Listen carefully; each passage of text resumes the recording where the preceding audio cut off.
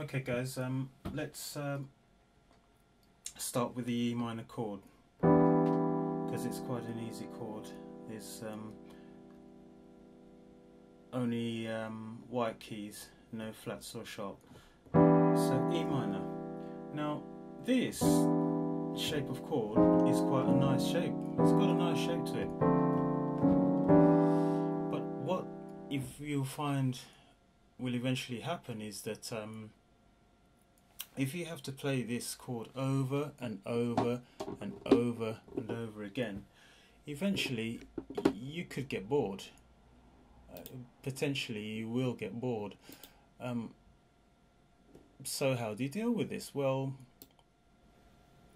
sorry, let me just change this volume ever so slightly, trying to avoid background noise.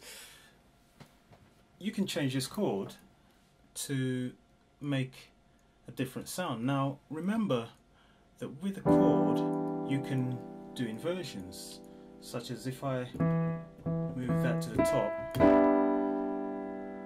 I have this chord, which is the same chord. If I move the G to the top, it's the same thing, and so forth. We know this because if I play the root and then I play that, it is basically the same sound, just different colours to it really. And when you need to create interesting chords and expand on the chords you already know, because you can't go playing this forever and ever, you will get bored.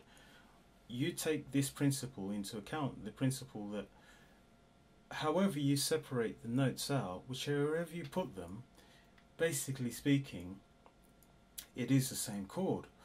But it's actually amazing the difference that it makes when you do make these alterations to the positions of the notes.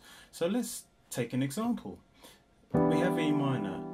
If you're at your keyboard, you can do this as well. Now just move the root down one octave, the E, move it down an octave, so you have this, and then move the fifth, the B, down an octave as well.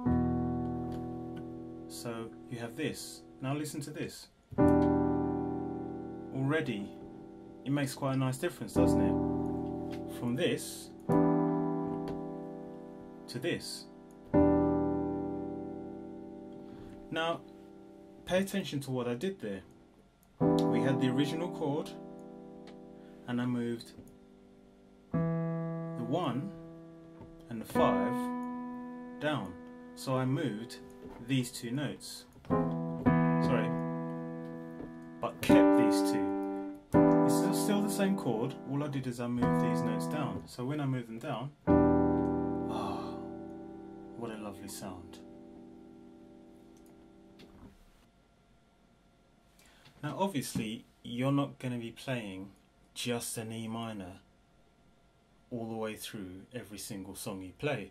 So what you need to do is know how to transpose this particular chord into a different key. We'll leave it at that today. We'll just focus on this chord that you've learnt. Play it and just listen to the difference. And if you have any songs where you're playing the E minor chord, perhaps now you can add this to your vocabulary. It's such a different sound, but it's the same chord. Remember, move the root down one octave